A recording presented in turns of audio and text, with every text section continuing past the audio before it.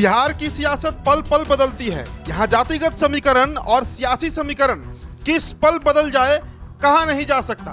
कभी अनंत सिंह को जेडीयू के राष्ट्रीय अध्यक्ष ललन सिंह फूटी आंखों से देखना पसंद नहीं करते थे। कुछ यही हाल बाहुबली नेता अनंत सिंह का था। अनंत सिंह ललन सिंह को देखना पसंद नहीं करते थे। दोनों में 36 का आंकड़ा रहता था। दोनों एक दूसरे के कट्टर सियासी दुश्मन थे। अब बिहार में महागठबंधन की सरकार है। अनंत सिंह की पत्नी नीलम देवी राजद की टिकट पर मोकामा उपचुनाव में प्रत्याशी हैं।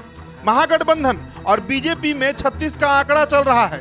इसलिए ललन सिंह अब नीलम देवी यानी बाहुबली अनंत सिंह की पत्नी के समर्थन में चुनाव प्रचार करने मैदान में उतर रहे हैं। चलिए आपको पहले बताते हैं कि किस तारीख को और कहां ललन सिंह जो है वो प्रचार करेंगे। देखिए तारीख जो है वो 26 अक्टूबर का बताया जा रहा है, यानी कल का। और कल 11:40 पर मेकरा चौक पहुंचेंगे ललन सिंह। इसके बाद 12 बजे कन्हाईपुर और 12:10 पर सुल्तानपुर, 12:30 पर मोर चौक और 12:45 पर काली स्थान ब्रह्मपुर पहुंचेंगे ललन सिंह। तो ये ललन सिंह का कल का कार्यक्रम है। इसके अलावा भी करीब शाम के 5:30 बजे तक लगभग 15 पंचायतों का दौरा करेंगे ललन सिंह, जो आप तस्वीरों में देख रहे हैं। तो ललन सिंह का दौरा है और सियासी जानकार राजनीति में संबंधों के इस समीकरण को ये राजनीति है भैया कहकर संबोधित करते हैं।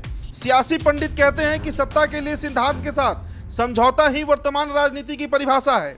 ललन सिंह और अनंत सिंह का रिश्ता भी इसी सिद्धांत से होकर गुजरता है। आपको मालूम होगा कि एक वक्त में ललन सिंह और मोकामा के छोटे सरकार कहे जाने वाले अनंत सिंह की दुश्मनी चरम पर थी। अनंत सिंह अब सजायाफ्ता हैं। उनके सजायाफ्ता होने के बाद उनकी सीट पर उपचुनाव हो रहा है। वैसे भी कहावत सियासत में कोई अस्थाई दुश्मनी नहीं होता, ये सही है। अनंत सिंह की पत्नी नीलम देवी के लिए जेडीयू नेता ललन सिंह मोकामा में बड़ी रैली को संबोधित करेंगे। जेडीयू और राजद कार्यकर्ताओं को इस रैली को सफल बनाने के लिए कह दिया गया है। 26 अक्टूबर को ललन सिंह इस रैली में भाग लेंगे और इस दौरान वे महागठबंधन के कार्यकर्ताओं और वोटरों से नीलम देवी को विजयी बनाने की अपील भी करेंगे। 27 अक्टूबर को ललन सिंह टाल क्षेत्र की जनता को रिझाने की कोशिश करेंगे। उनका दौरा पुनारख के कोंदी से शुरू होगा और टाल के विभिन्न पंचायतों और गांवों से होते हुए तक घोसवारी तक चलेगा। ललन सिंह ने टारगेट कर लिया है कि हर हाल में बीजेपी को सबक सिखाना है।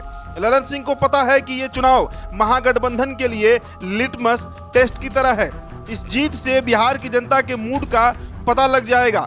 नीलम देवी के समर्थन में ललन सिंह के साथ जेडीयू के और भी कई नेता होंगे जो मैदान में उतरेंगे। ललन सिंह नीलम देवी की नैया पार लगाने के लिए रैली के अलावा जनसंपर्क अभियान भी चलाएंगे। इसके अलावा जेडीयू की ओर से सोशल मीडिया पर भी अभियान जो है वो जारी है।